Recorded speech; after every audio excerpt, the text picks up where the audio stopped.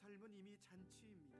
살려내는 잔치요, 먹여내는 잔치요, 함께 웃는 잔치요, 기어코 고통받고 서러운 친구들의 신음소리가 해방의 함성이 되고야만은 그런 잔치 말입니다. 이제 우리가 펼쳐갈 이 잔치를 통해 약한 자들과 낮은 자들이 그만 울어도 되는 세상이 왔으면 좋겠습니다. 그리고 오랜 시간 흘려온 그 눈물 방울들이 언젠가 오선지 음표가 되어서 갈릴리의 친구들도 우리와 함께 노래할 수 있었으면 좋겠습니다. 예수께서 안아주신 대로 안아주고 먹여주신 대로 먹여가는 하나님 나라의 잔치, 그 잔치를 통해 새 내일을 열어가는 우리 되길 구하며 이제 이 노래로 함께 다짐하겠습니다.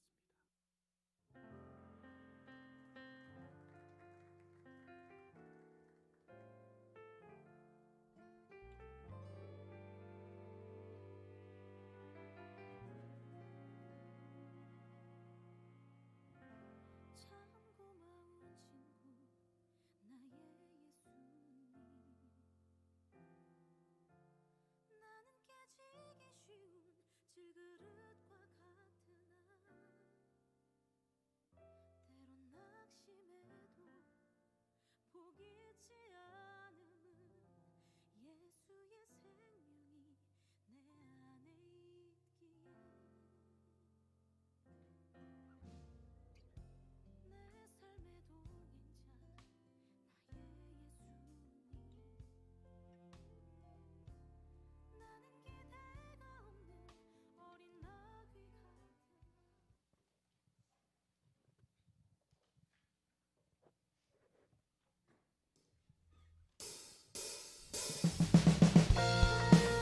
할렐루야. 이 시간 가능하신 분들은 자리에 일어나서 우리의 참 소망 되신 주님을 기쁘게 찬양합시다.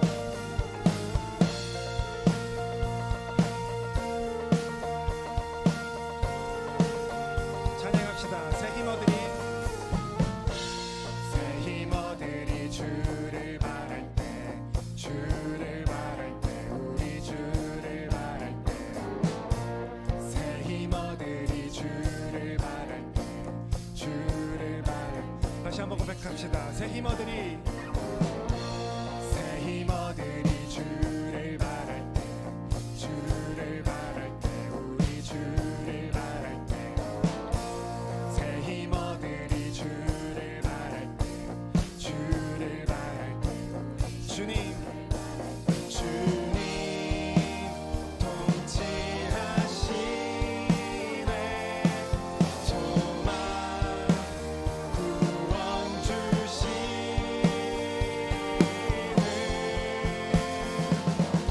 당신은 영원하신 주, 내 영원하신 주, 지치지 않으시는 주님, 약한 자 방패 되시며 위로자 되신 주, 독수리 같은 힘 주신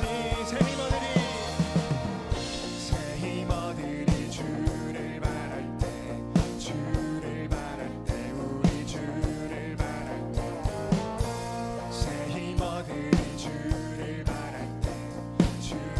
우리 온 마음 다해서 찬양합시다. 새 힘어들이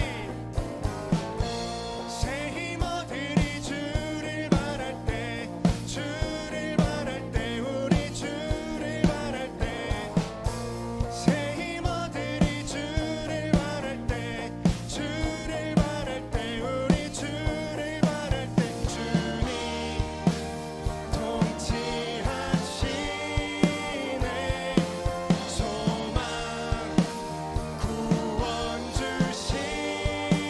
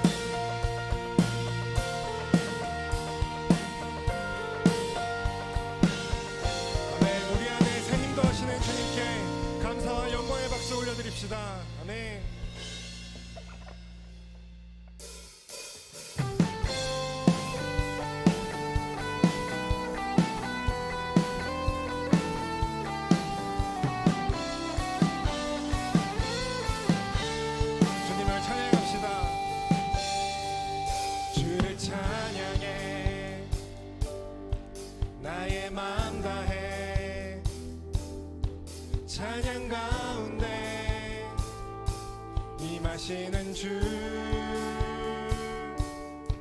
우리 마음 다해 주를 높일 때 기쁨 내 안에 흘러넘치네. 주를 찬양해 주를 찬양해 나의 마음 다해 찬양 가운데 임하시는 주 우리 마음 다해 주를 높일 때 기쁨 내 안에 흘러넘치네. 감사의 노래 주께 내게 새 일 행하시네. 주님의 은혜 크신 사랑 찬양하네.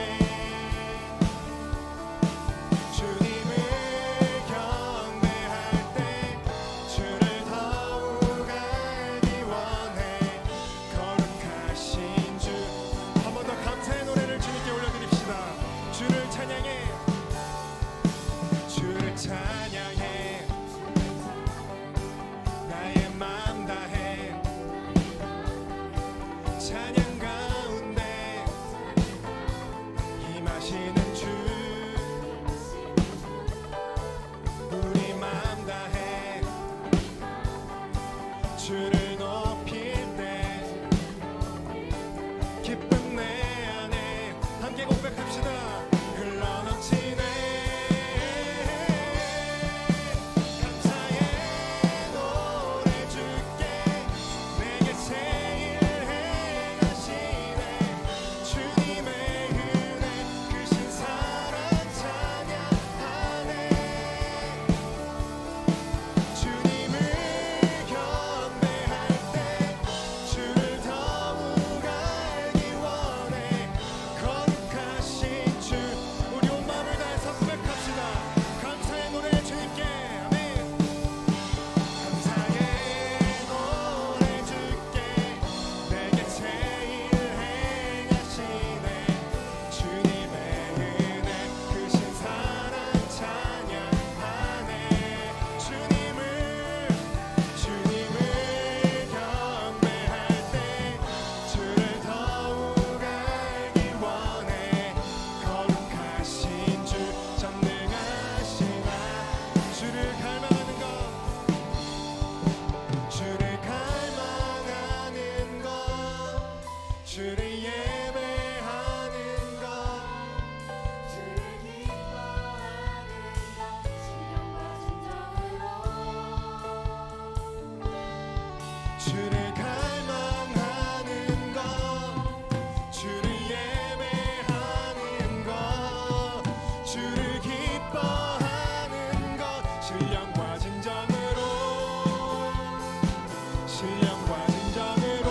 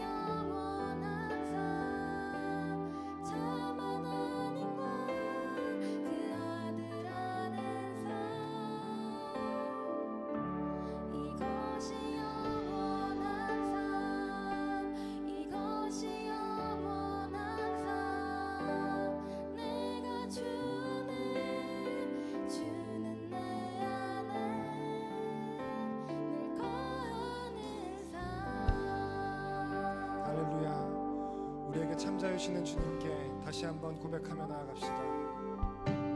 영원한 사귐에 날 초대하시네 주님을 누리며 사는 것 날 지으신 대로 날 부르신 대로 주님과 함께 걷는 삶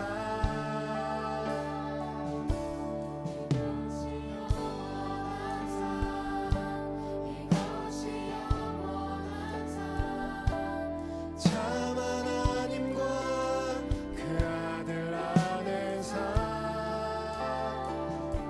이것이 영원한 삶 이것이 영원한 삶 내가 주 안에 주는 내 안에 이것이 영원한 삶 이것이 영원한 삶 이것이 영원한 삶 참 하나님과 그 아들 안의 삶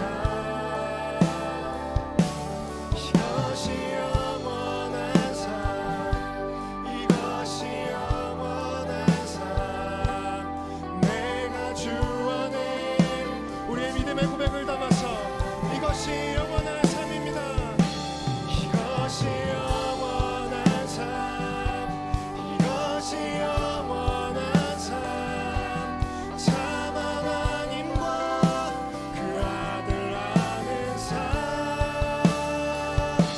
이것이 영원한 삶 이것이 영원한 삶 내가 주 안에 주는 내 안에 우리의 믿음의 고백을 주님께 가득 담아서 나의 믿음 주님께 예 믿음 주께 드려 나의 삶이 주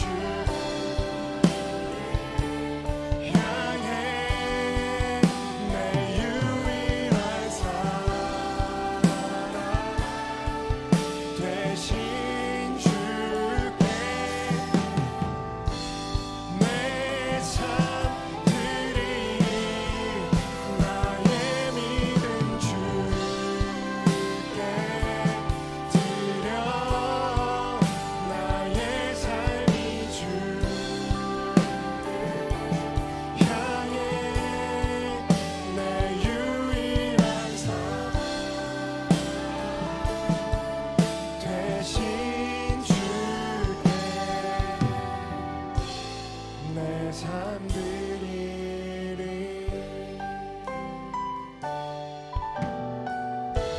소망 없는 내 삶에 소망 없는 내 삶에 새 생명 허락하시 날 향한 주님의 은혜 놀라운 주님의 삶의 문제에 힘겨워 삶의 문제에 힘겨워 눈물만 흘릴 때도 날 안아주시는 주님 한없는 주님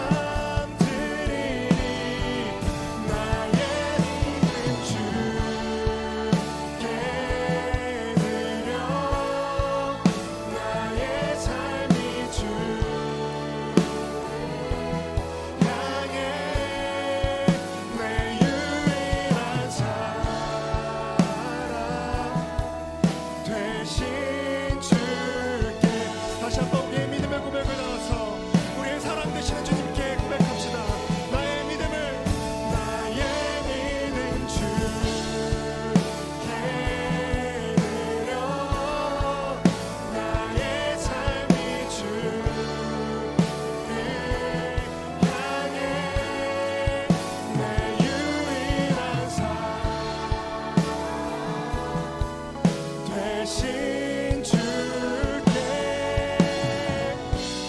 내 삶 드리니 나의 믿음 주께 드려 나의 삶이 주를 향해 내 유일한 삶 대신 줄게. 우리의 목소리로 고백합시다. 나의 믿음 주께 드려 나의 삶이 주를 향해 내 유일한 사랑 대신 줄게 내 삶 드리니 나의 믿음 주께 드려 나의 삶이 주를 향해 내 유일한 사랑 대신 줄게 내 삶 드리니. 내가 주 안에 주께서 우리 삶에 거하시는 삶을 살아내길 소망합니다. 다 같이 자리에 앉으셔서 오늘 예배 가운데 삶의 모든 자리에서 하나님 함께하여 주시옵소서. 예배를 위해서 기도합시다.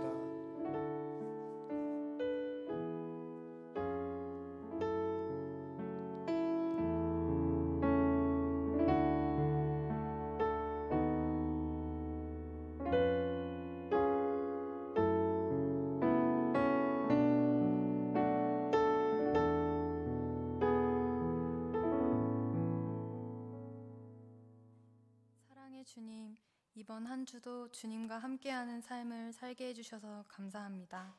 힘든 상황 속에서도 각자의 자리에서 주님께 기도하고 예배드리는 자들 모두에게 축복 내려주세요.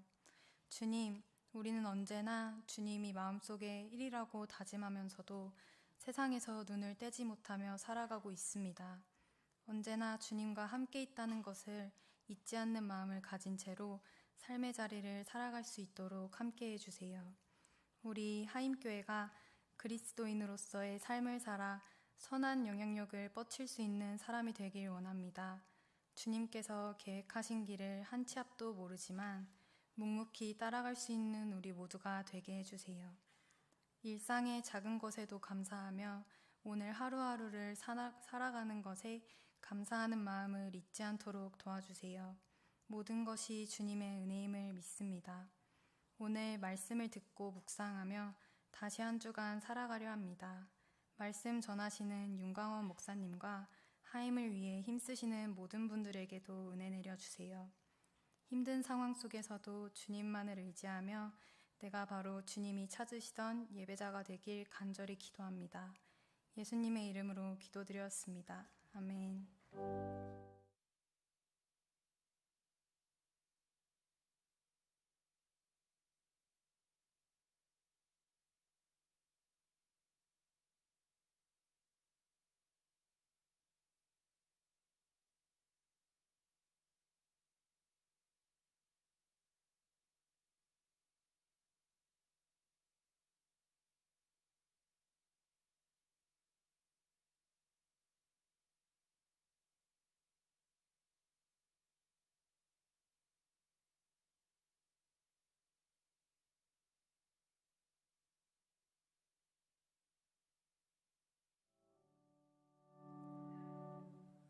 사랑의 하나님, 우리의 필요를 너무나 잘 아시고 때에 따라 채워주시니 감사드립니다.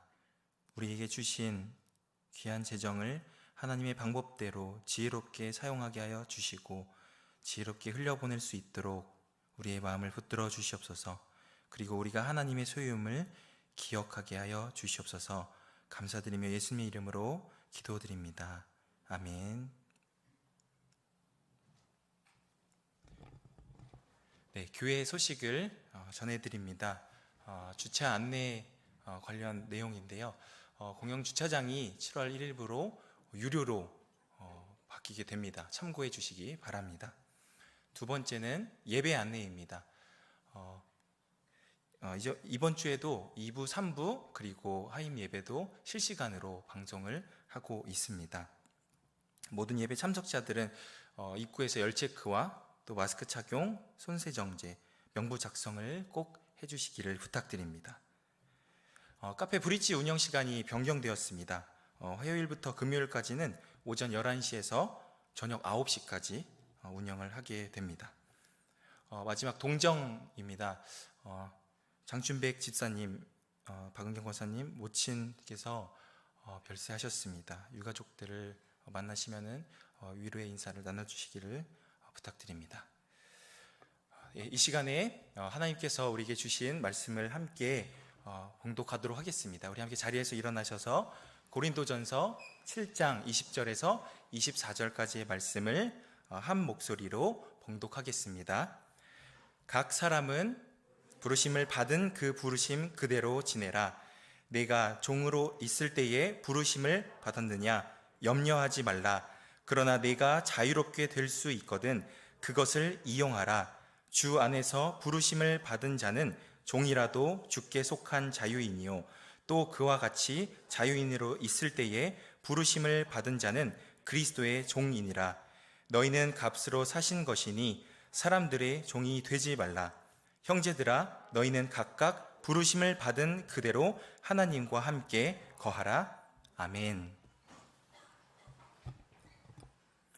여러분 스스로에게 선포하면서 이렇게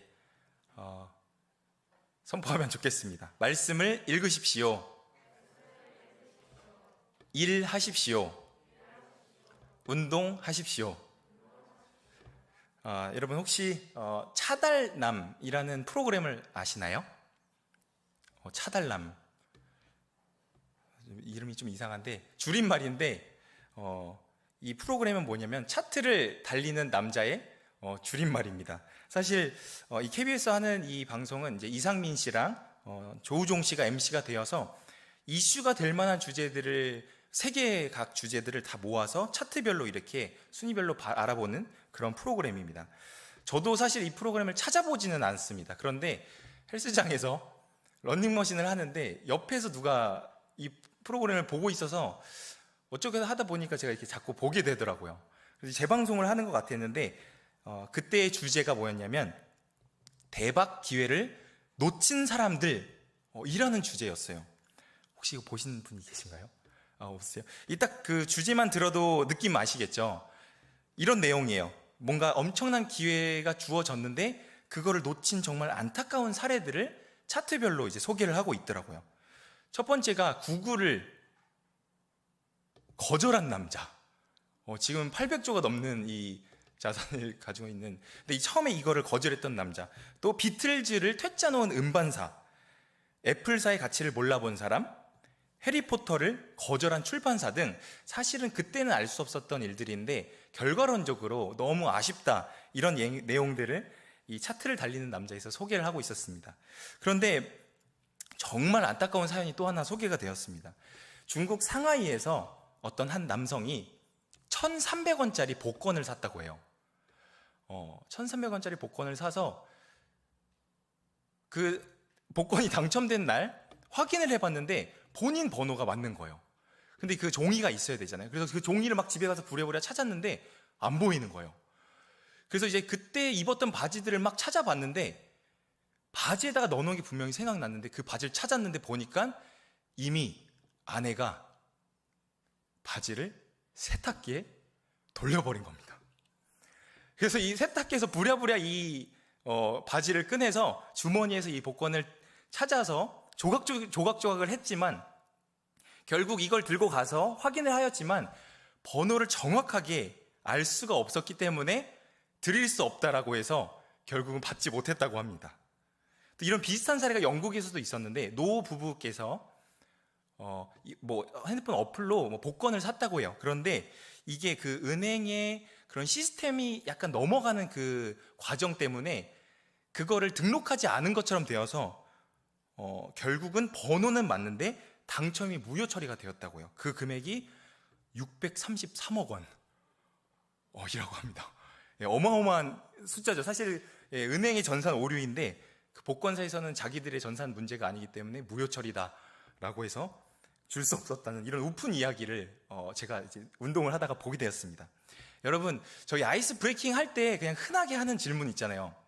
여러분, 만약에 복권이 당첨되면 뭐 하고 싶으세요? 무엇을 하고 싶나요? 네? 적금을 드신다고요? 굉장히 훌륭하신데요. 제가 저는 아직 복권을 사본 적은 없어요, 사실. 그런데 제 주변 친구 중에 정말 커피 마시듯이 그냥 복권을 매주 사는 친구가 있어요. 그 친구를 여러분이 알 리가 없으니까 그냥 쭉 살짝 얘기를 하자면, 그 친구가 플랜이 있더라고요. 뭔가 당첨되지도 않았는데 당첨됐을 때 나 이렇게 할 거야 라고 막 이렇게 얘기를 하길래 뭐 어떤 플랜을 가지고 있는데 라고 물어봤더니, 첫 번째는 뭐냐면 일을 그만둘 거야 라고 얘기를 하더라고요. 일단은 일을 그만둘 거야. 이 친구가 일하는 직종이 뭐냐면 건축 설계 쪽이에요. 지금 우리 석현이 2달째 지금 열심히 영등포 쪽으로 설계 지금 일을 하고 있고, 대표적으로 저희 우리 부장님께서 거의 30년 가까이를 이쪽에서 일을 하고 계시는 걸로 제가 알고 있습니다. 제가 이 일이 어느 정도 힘든지는 잘 모르지만 간접적으로 이제 부장님께 들었을 때는 야근이 정말 많다, 좀 피곤한 일도 많이 있다라는 얘기를 들은 적이 있었습니다. 그래서 이 친구가 복권이 당첨되면 일단 일을 그만둔다라는 얘기가 조금 이해가 되기도 했습니다. 요즘을 사는 현대인들은 일이라는 이 개념에 대해서 굉장히 고되다, 힘들다라는 인식을 가지고 있는 것 같습니다. 그래서 일을 다르게 표현하면 노동이라고 말하기도 하며, 부정적인 인식이 노동이라는 단어에 들어가 있는 것 같습니다. 근데 이 노동은 분명히 먹고 사는 문제와 직결되어 있어요. 그래서 왜 먹고 사는 일을 왜 하냐고 물어본다면, 먹고 살기 위해서요 라고 대답하는 게 틀린 건 아닌데 뭔가 부족하다라는 것을 느끼게 됩니다. 이 일과 이 직업의 의미를 오늘 좀 돌아보려고 하는데, 단순히 경제적으로 해석되는 것 같지는 않아요. 우리는 이 일과 직업에 가치를 부여해요. 그리고 이 직업에서 만족을 또 느끼기도 하면 때로는 불평을 느끼기도 합니다. 저도 아침에 예전에 이제 출근을 할 때, 이제 트레이닝 센터로 출근을 할 때 아침 8시에 이렇게 이제 나갔었는데, 대부분 아침 그 출근 시간 버스, 지하철에서 이런 사람들의 모습을 보면 정말 꾸벅꾸벅 졸면서 정말 힘든 표정으로 출근을 하잖아요, 아침 일찍은. 그래서 뭔가 느낌은 다들 출근하기 싫다, 이런 느낌을 제가 뭔가 속으로 외치고 있는 느낌을 받았어요. 그런데 실제적으로 막상 실업이 되면은, 실직을 하면 어떨까요? 굉장히 불안해요. 어떡하지? 빨리 일을 해야 되는데 빨리 일을 하고 싶다라고 오히려 얘기를 하게 됩니다.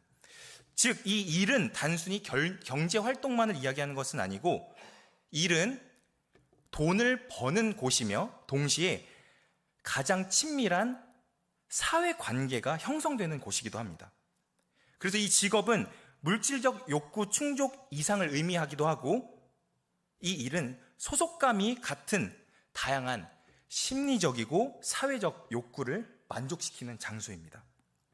그래서 서로 이 힘든 일들을 어울려서 친분을 쌓다 보면은, 밥을 먹으면서 또 세상의 고통들을 나누다 보면 같이 이것들을 이겨내기도 합니다. 그렇다면 성경에서 말하는 일에 대한 그 개념은 어떤 것인지 제가 좀 한번 보려고 합니다. 구약과 신약에서 일이라는 개념에 대해서 설명을 하고 있어요. 구약 창세기 1장 1절, 태초에 하나님이 천지를 창조하시니라. 성경은 시작하자마자 제 생각에는 하나님은 이런 분이고 하나님은 이런 분이야라고 개념을 설명할 줄 알았는데, 창세기 1장 1절은 대뜸 하나님이 천지를 창조하시니라. 바로 일을 시작하세요. 바로 프로젝트를 그냥 들어가시는 거예요. 그리고서는 스스로 감탄해 하세요. 4절에 보니까 빛을 만드시고서는 하나님이 보시기에 좋았더라. 10절에도 물과 땅이랑 바다를 이렇게 만드시고 나서 하나님이 보시기에 좋았더라. 12절에도 열매 맺는 나무를 내니 하나님이 보시기에 좋았더라.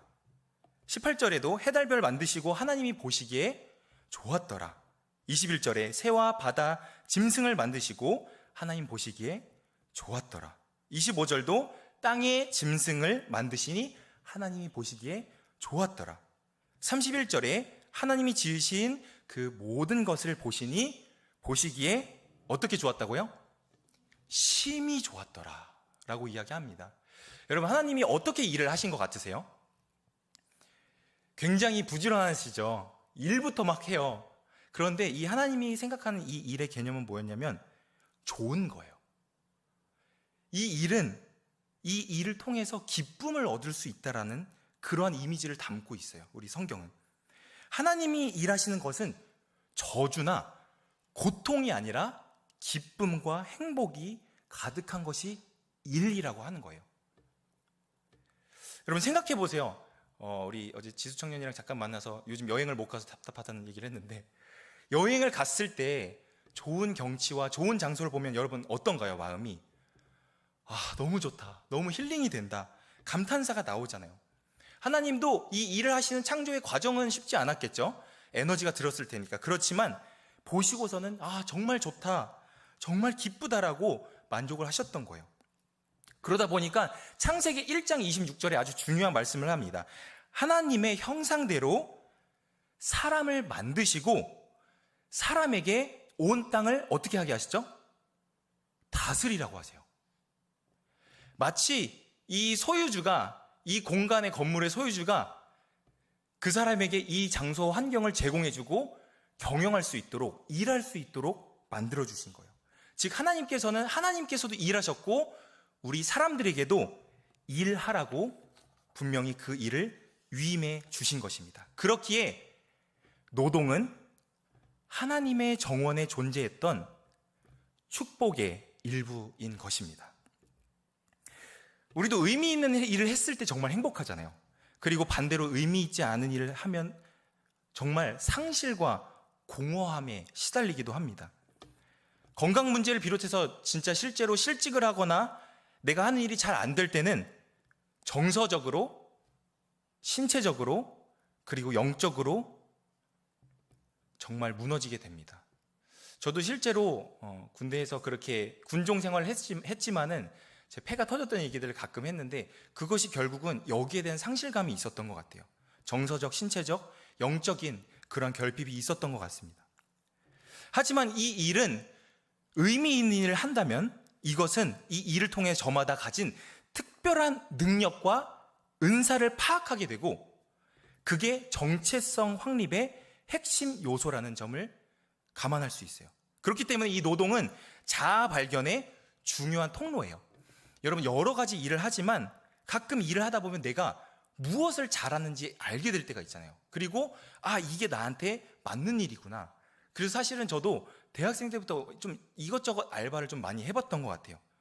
나에게 어떤 게 맞는지 알 수 있는 또 중요한 도구이기도 합니다. 이렇게 구약을 통해서는 하나님은 인간을 일하는 존재로 분명히 지으셨으며 지금도 분명히 그 설계에 따라 살아가라고 부르시고 이끄시는 것을 알 수가 있습니다. 신약 성경에서도 이 일에 대해서 얘기를 해요. 하나님의 일하심을 좀 더 구체적으로 알 수 있는 것은 요한복음 5장 17절인데 이렇게 나와 있습니다. 예수님께서 말씀하시는데 내 아버지께서 이제까지 일하시니 나도 일한다. 이 본문을 영어로 보면은 My father is always at his work. 그러니까 일이라는 거를 영어로는 뭐라고 하죠? 그냥 work라고 할 수 있어요. 그런데 제가 이 의미를 너무 단순하게 생각하는 게 아닌가 싶어서 이 신약 성경이 원래 적혀 있는 언어인 헬라어를 다시 헬라어 성경을 좀 찾아보았습니다. 헬라어 사전에서는 이 일을 에르가조마이라고 말하고 있더라고요. 일하다라는 동사고 이 에르가조마이의 명사 형태는 에르곤이라는 단어예요. 즉 일인 거죠. 에르곤은 헬라어로 말한 거고 이걸 우리나라 말로 번역하면 일인 거예요. 그런데 이 에르곤이 알고 봤더니 영어 에네르기, 에너지의 어원이었더라고요. 무슨 말인가요? 하나님께서 하시는 일의 개념이 일은 에너지를 준다라는 거였어요. 월크, 일을 한다라는 그 개념 자체가 우리에게, 일하는 여러분들에게, 우리에게, 이 땅을 살아가는 이 일을 하는 우리에게 에너지를 준다라는 것이 바로 하나님의 일의 방향성이었던 겁니다. 즉, 이 공급된 에너지를 통해서 우리의 삶이 재창조되기도 하고 생명을 살리는 그 에너지를 공급해 준다는 게 바로 일이라는 개념인 거예요. 일이 그냥 우리가 생각하기엔 힘들다, 지친다, 뭔가 소비된다라고 생각할 수 있지만 하나님께서는 우리에게 명령하신 이 가치 있는 일은 그 일 자체가 우리에게 힘을 더하고 에너지를 재충전시켜 주는데 바로 이 일이 우리 삶에 에너지를 공급해 주며 생명을 살리는 일이라는 게 바로 이 에너지인 거예요. 예수님께서 말씀하시잖아요. 아버지께서 일하시니 나도 일한다. 근데 실제로 이 맥락에서 보니까 예수님께서 하셨던 사역이 눈에 들어오더라고요. 예수님께서 하셨던 사역은 다 뭐냐면 병자들을 고치는 사역, 죽은 자들을 살리시는 일, 영적으로 쓰러진 자들을 회복시키는 일을 하셨던 거예요. 즉 그들에게 살리는 일을 하셨던 거고, 궁극적으로 예수님께서 무슨 일을 하셨죠? 바로 십자가에 달려 돌아가신 일입니다. 십자가에 달려 돌아가신 일, 잘한 일일까요? 십자가는 죽음입니다. 그런데 궁극적으로는 생명을 살리는 게 바로 십자가라는 거예요.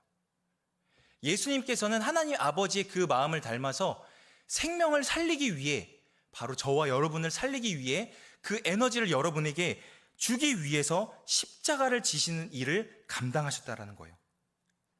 때로는 저희도 십자가를 진다는 표현을 해요. 살아가다 보면 직장에서, 학교에서 손해보기도 하고 내가 왜 이렇게 해야 되나 싶을 정도로 십자가를 진다고 해요. 하지만 그 죽음이 헛된 것이 아니라는 거예요. 왜요? 그것은 살리는 일이기 때문입니다. 그렇기 때문에 이 십자가는 우리를 자유롭게 할 수 있어요. 무엇에서 자유롭게 할까요? 죄에서 자유롭게 하는 것입니다. 사실 이 구약에서 해결되지 못하는 것이 바로 죄의 문제예요. 계속해서 죄를 짓고 제사 드리고, 죄를 짓고 제사 드리고 해결을 할 수가 없었어요. 그런데 바로 십자가가 단번에 영원한 이 죄의 문제를, 우리를 자유로 이끌어 주시는 해결책이 되신 겁니다. 그렇게 예수님께서 우리를 위해 십자가에 달리시고 희생한 겁니다. 즉 구약과 신약에서 일이라는 개념을 보았을 때 성경에서 말하는 이 일은 이 땅에 살도록, 하나님의 형상대로 살도록 우리를 부르신 하나님의 부르심대로 우리가 기쁘게 살고 순종하며 또 누군가의 생명을 살리는 역할을 감당하는 것이 그리스도인들이 말하는 일이라는 개념이라는 것입니다. 여러분, 오늘 본문은 고린도전서 본문입니다. 여러분 6월 내내 계속 매일 성경을 통해서 고린도전서를 묵상하셨잖아요. 고린도전서의 상황이 어떻던가요? 난장판이죠. 온갖 문제들이 너무나 많아요. 그들의 삶과 신앙에서 불균형이 굉장히 심해요. 고린도전서는 삶의 문제에서 계속 얘기해요. 신앙적인 얘기도 있지만 삶의 1차원적인 얘기들을 계속해서 얘기해요. 왜냐하면 그들이 복음은 받아들였는데 아직 어떻게 살아내는지에 대해서는 정리가 되어 있지 않은 거예요. 여러분도 예수님을 믿잖아요. 그런데 일터로 나갔어요. 그런데 이게 정리가 안 돼 있으니까 내가 어떤 방향으로 살아가야 될지 헷갈릴 때가 있어요. 특히 문화적으로 접근이 되었을 때. 고린도도 마찬가지죠. 파벌 문제, 정치적인 거죠. 성적인 문제 굉장히 심했고, 우상의 제사 드린 이런 고기를 먹는 문제, 또 성령의 은사들을 받았는데 이걸 어떻게 평가할지에 등 다 사람과 사람과의 관계에서 어떻게 이 실질적인 문제를 풀어가야 될지 사도 바울이 대답을 제시해 줍니다. 오늘 본문에서 3번이나 강조를 해요. 17절, 20절, 24절에 이렇게 말합니다. 하나님께서 부르신 그대로 행하라. 여기서 중요한 건 그대로 행하라예요. 그대로. 우리의 삶에 부르신 그 자리 그대로 행해야 되는데, 이 고린도 교회 성도들이 문제점이 있었던 건 그건 바로 그 당시 그리스 철학이 가지고 있는 노동관이었어요. 그 당시 고대 그리스인들이 이 가지고 있던 어떤 이 노동의 일에 대한 개념이 어때야 했냐면, 이 이탈리아 철학자 아드리아노 틸게르가 그리스인들이 생각하기에 일은 저주에 지나지 않았다라고 생각했다고요. 그 당시 이 문화에서. 또 여러분이 너무나 잘 알고 있는 아리스토텔레스가 뭐라고 하냐면, 실업 상태야말로 진정으로 가치 있는 삶의 첫 번째 요건이라고 해요. 지금 아리스토텔레스 말대로 하면 진짜 가치 있는 삶을 살려면 여러분 다 일을 그만둬야 되는 거예요. 실업자가 되는 게 진정으로 가치 있는 삶이라고 아리스토텔레스가 얘기했다는 거예요. 플라톤도 이 대화편에서 얘기해요. 육신에 속한 존재는 영혼의 길을 왜곡하고 방해해서 진리를 쫓지 못하게 한다. 이 세상에서 영적인 통찰과 정결한 삶을 추구하며 훈련하는 이들은 힘 닿는 데까지 육체를 무시해야 한다 라고 플라톤이 얘기해요. 뭔가 느낌상은 되게 고상한 것 같은데 무슨 말이냐? 육체는 보잘것없다는 얘기인 거예요. 노동도 보잘것없고, 그러다 보니까 이 당시 최고에서는 그냥 정신적인 것, 그것이 가치 있는 거고, 이 세계관 속에서는 몸을 가장 안 움직이고 정신을 최대한 왕성하게 움직이는 부류가 가장 고귀한 일이라고 생각했다는 거예요. 그러니까 엘리트들은 무슨 일을 했냐? 엘리트들은 예술과 철학과 정치를 할 거고, 그래서 정신을 수련할 거고, 이런 힘든 노동이나 이런 것들은 노예가 해야 된다 라고 얘기했다는 거예요. 여러분, 이런 세계와 문화권 속에서 고린도 이 신앙인들이 어떻게 생각했을까요? 그 문화를 살기 때문에 노동을 하는 건 좋지 않은 건가? 그런데 문제는 예수님이 곧 오신다는 거예요. 그럼 뭐야? 진짜로 일을 할 필요가 없는 거야? 야, 그럼 우리 교회에 모여서 살고 일하지 말고 우리 그냥 찬양만 예배만 드리고 살자, 이렇게 돼버린 거예요. 이게 문제가 시작된 겁니다. 영적인 것과 육적인 것은 분리되어지지 않아요. 하나님께서도, 예수님께서도 성육신을 하셨고 우리를 육체의 몸으로 만드셨어요. 일을 하도록 만드셨고 하나님께서도 일을 하셨어요. 그런데 그 당시에 이 이원론적으로 영과 육을 분리하는 것, 이것이 어떤 결과를 만들었냐? 사람들을 게으르게 만들었고요. 그리고 이 그리스의 철학, 이것 때문에 성도들이 이 스며든 이 철학 때문에 삶에서 작동해야 할, 하나님의 해야 할 일을 무기력하게 해버렸던 거예요. 어쩌면 오늘날 이 살아가는 저희도 이때랑 비슷한 것 같아요. 왜냐하면 코로나로 인해 모든 것이 제한적이고 어려운 상황이 있습니다. 중학교 1학년, 2학년, 3학년은 번갈아 가면서 한 주에 한 번씩 가잖아요. 그러니까 3주에 한 번 가는 건가, 이렇게 되면? 공부를 하는 건지? 정말 초유의 이런 사태, 또 직장인들도 힘들기 마찬가지고 일을 하시는 분들이 정말 어려운 것들이 많습니다. 이런 제한적이고 어려운 상황 가운데에서 어느 순간부터 이게 우리에게 합리화가 되고 핑계가 되지는 않았을까? 아무것도 하지 않는 것이 맞는 걸까? 이게 어느 순간 익숙해지고 편안해지고 그러다 보니까 이젠 생각이 없어지더라고요. 그냥 이러다가 뭐 되겠지. 그런데 이렇게 대안 없이 가다가는 우리 교회도 코로나가 끝난 이후에는 무기력함을 다시 회복하기는 어렵습니다. 어느 순간 무기력해진 이 고린도 교회 성도들의 모습을 보면서 사도 바울은 다시 한번 경각심을 주는 거예요. 우리 같이 한번 이제 이 말씀을 읽어볼까요? 시작. 오직 주께서 각 사람에게 나눠주신 대로 하나님이 각 사람을 부르신 그대로 행하라. 부르신 그대로가 뭐냐? 게으르게 있는 것이 아니라 내가 살아가는 그 삶의 자리에서 내가 무엇을 해야 될지 연구하고, 게으른 것이 아니라 부지런하게 노력하는 거예요. 내가 지금 해야 할 일들을 하라는 것입니다. 단순히 기도하고 말씀 읽고 교회에 모여서 예배하며 영적인 것을 추구하는 것은 기본이고 너무 중요합니다. 그렇다고 내가 살아가는 삶의 현장과 일터를 버리고 오라는 것이 전혀 아닙니다. 그것은 영지주의라는 이 당시 이단의 모습이고, 사실 요즘을 보면 신천지들도 그렇게 하잖아요. 가족을 버리고 일을 버리고 거기에만 몰두하잖아요. 그것을 하나님께서 원하시는 것이 아니다. 하나님께서는 분명히 저와 여러분들에게 세상의 빛과 소금으로 부르셨고, 그런데 점점 그 빛이 희미해지는 것, 그런 느낌이 사실 들어요. 저도 그런 각성이 듭니다. 때론 내가 너무 무뎌지는 것이 아닐까? 그 빛을 잃고 시들어져 가는 느낌이 듭니다.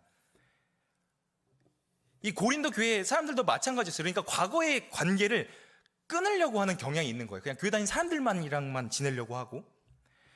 그런데 우리는 이 신앙과 일의 통합에 대해서 여러분 계속 고민해야 돼요. 우리가 살아가는 현장과 계속 고민을 해야 됩니다. 어떻게 하면 하나님께서 여러분에게, 나에게 주신 은사와 열정을 최대한 활용해서 하나님과 세상을 향해서 땀방울 흘리며 섬길 것인가? 그것이 바로 그리스도인들이 이 세상에서 빛을 밝히며 살아가는 방법인 거예요. 저희는 더 책임감을 가지고 그것을 연구해야 합니다. 알고 있습니다. 크리스찬이라고 해서 절대 선하지 않아요. 그런데 하나님 믿지 않는 사람이라고 해서 악한 게 아니잖아요. 그것을 절대 잊으시면 안 돼요. 우리가 조금 더 중립적인 관점에서 이 양쪽을 다 볼 수 있는 균형이 필요합니다. 신앙과 일에 대한 이 통합과 균형이 필요해요. 따라서 어느 분야의 일을 여러분이 하시든지 양쪽 모두와 조금은 일정한 거리를 둘 필요도 있고, 객관적으로 서서 그 문화와 표현들을 조금은 비판적으로도 즐길 줄도 알아야 되며, 정치, 사회, 경제, 테크놀로지, 자본의 흐름, 이런 것들도 여러분 공부하셔야 돼요. 이 코로나 끝난 이후에 저희 세대들은 여러분들이 주역이잖아요. 저출산 또 고령화의 이런 문제들이 있지만 여러분들이 중심에서 잘 서 있지 않으면 무너질 수가 있어요. 우리가 더 관심을 많이 갖고 균형 잡힌 그런 신앙과 일의 통합에 대해서 고민하고 연구해야 합니다. 근데 알고 있습니다. 때로는 일을 현장에 들어가면 내가 계획했던 거 안 돼요. 포부가 실현되지 않을 수도 있고 실패할 수도 있고, 하다 보면 재정이 원하는 대로 채워지지 않을 때도 있고, 가난한 상황에 처할 때도 있고요. 그렇다고 해서 그것이 내가 잘못된 선택이나 그런 것은 아닙니다. 때로는 우리가 지치고 힘들고 좌절되고 낙심할 때는 분명히 온다는 것도 기억하고 있어야 합니다. 최선을 다했는데 안 되는 일이 있어요. 최선을 다했는데 부장님께 혼나고 과장님께 혼나고, 내가 생각했던 것과 다르게 내 직장 생활이 흘러갈 수 있고 관계적인 어려움이 있을 수 있죠. 학교 생활도 마찬가지고. 그러나 우리가 그곳에서 부족함을 발견하고 나랑 어떤 게 더 맞을지, 그리고 내가 부족한 것은 무엇일지, 거기서 포기하는 것이 아니라 계속해서 그 장애물과 나에게 공격해온 그 가시들을 오지만 오히려 나를 성장시키는 힘이 될 수 있도록 계속해서 노력해야 합니다. 여러분, 이제 코로나로 정말 저희도 모두 힘든 시간을 겪고 있는데, 다시 한번 저희가 생각해야 될 부분은 아무것도 하지 않는다면 아무것도 바뀔 수 없어요. 지금 내가 있는 곳에서 지금 해야 할 일을 해야 돼요. 우리 일청들도 졸업하고 취직이 잘 안 되는 청년들도 있고, 또 이직을 항상 마음에 품고 이 사표를 품고 다니는 우리 이청들도 계실 거고, 물론 우리의 삶은 계속해서 고민해. 그런데 고민만 하고 아무것도 하지 않는다면 변하는 건 아무것도 없습니다. 여러분이 있는 곳에서 부지런히 여러분이 해야 될 변화를 만들어 가셔야 돼요. 곧 2차 팬데믹이 온다고 합니다. 그걸 알값이라고도 하고, 그 전해지는 속도가 굉장히 지금 학자들이나 전문가들은 위험하다라고 계속해서 예측을 해요. 저와 박 목사님이 미래학 세미나를 같이 다니면서 계속 공부를 하는데, 거기에 오신 군목 목사님조차도 군대에서는 2차 팬데믹을 준비를 다 해놓고 있는 상황인 거예요. 그래서 교회는 아무것도 못하고 있는 것 같은 상황도 좀 생각이 들었어요. 여러분, 저도 그렇지만 여러분들도 그리스도인으로서 책임감을 가지고 우리 교회를 살리기 위해서 어떤 것을 해야 할 수 있을까? 그리고 여러분의 살고 있는 그 환경에서, 그 직장에서 어떤 것을 해야 우리가 함께 살릴 수 있을까? 그것이 바로 하나님께서 여러분을 일하라고 이 땅에 부르신 목적인 것 같아요. 여러분이 사람을 살릴 수 있으니까 에너지를 여러분들이 줄 수 있다는 겁니다. 여러분, 하나님과 세상을 향해 땀방울을 흘리십시오. 그렇게 일어나는 저와 여러분이 되기를 주님의 이름으로 축복합니다.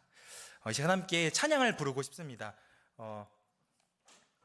나의 약함은 자랑이요 라는 아까 십자가의 표현처럼 역설적인 찬양이에요. 약함이 자랑이 될 수는 없지만 예수님께서는 그렇게 우리를 살리셨습니다.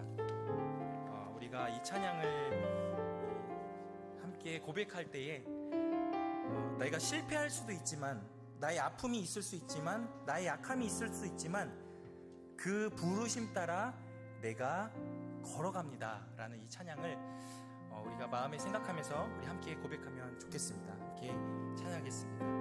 우리 예수님을 생각하며 고백할까요? 참 고마운 친구 나의 예수님, 나는 깨지기 쉬운 질그릇과 같으나 때론 낙심해도 포기지 않음을 예수의 생명이 내 안에 있기에. 다시 한번 고백할까요? 참 고마운 친구, 참 고마운 친구 나의 예수님, 나는 깨지기 쉬운 질그릇과 같으나 때론 낙심해도 포기지 않음을 예수의 생명이 내 안에 있기에. 내 삶의 동행자 계십니다. 내 삶의 동행자 나의 예수님입니다. 나는 기대가 없을 때가 있지만, 나는 기대가 없는 어린 나귀 같으나 늘 쓰러져도 다시 일어남도 예수의 생명이 내 안에 있기에. 나는 약하지만 나의 약함은 나의 자랑이요, 나의 실패는 나의 간증이요, 나의 아픔은 나의 영광이. 그 부르심 따라 내가 걸어갑니다. 나의 약함은 나의 자랑입니다. 나의 약함은 나의 자랑이요, 나의 실패는 나의 간증이요, 나의 아픔은 나의 영광이니 그 부르심 따라 내가 걸어갑니다. 이 시간 함께 기도하기를 원합니다. 하나님, 코로나로 제한되는 것이 너무나 많은 상황 속에 몸과 마음이 지칠 때가 있습니다. 하지만 우리의 삶이 무너지지 않도록 붙들어 주시고, 내가 있는 곳에서 내가 무엇을 할 수 있을지 생각나게 하셔서 그 일들을 능동적으로 할 수 있는 힘과 지혜와 능력을 허락하여 달라고, 나의 삶의 환경에 자리를 놓고 하나님 나에게 지혜를 달라고 우리 이 시간 함께 통성으로 기도하겠습니다. 함께 기도하겠습니다. 사랑의 하나님, 우리를 이 땅에 하나님의 사람으로서 보내셨고 이 땅을 관리하며 하나님의 이 아름다운 온 세계를 우리에게 맡겨주시니 감사합니다. 하나님께서 먼저 일하시니 예수님께서도 일하셨고 우리도 예수님께서 일하시니 우리도 일하기를 원합니다. 하나님, 그러나 그 일은 소멸하는 것이 아니라 생명을 살리며 영혼을 살리며 우리의 무너진 곳에 정말 생명 대신 예수 그리스도의 복음을 줄 수 있는 그러한 참된 복음의 에너지를 줄 수 있는 일이 되게 하여 주시옵소서. 지금 우리나라가 또 온 세계가 코로나로 정말 힘들어하고 마음이 많이 지쳐 있습니다. 하지만 하나님, 우리의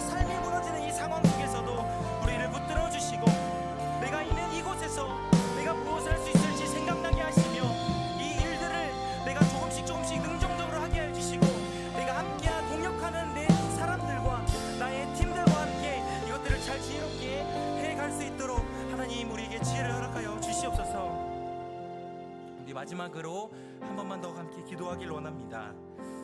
우리 이 시간에는 사랑하는 가족을 위해 그리고 소중한 사람이 있다면 그 사람을 생각하며 그분을 위해 이 시간 하나님께서 지치지 않도록 하여달라고. 주변에서도 코로나 검사를 받는 분들도 계시기도 하죠.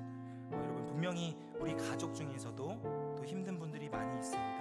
그리고 나의 주위의 상황 속에서 힘들어하고 또 나에게 너무나 소중한 사람이 힘들어한다면 이 시간에 그 사람을 생각하며 함께 기도하기로 합니다. 우리 함께 다시 한 번 더 그들에게 강건함을 허락하여 주시고 힘든 상황에서 버틸 수 있는 사랑의 능력을 허락하여 달라고 우리 다시 한 번 더 통성으로 함께 기도하겠습니다. 사랑의 하나님, 주님, 이 시간 너무나 사랑하는 우리 가족을 위하여 기도합니다.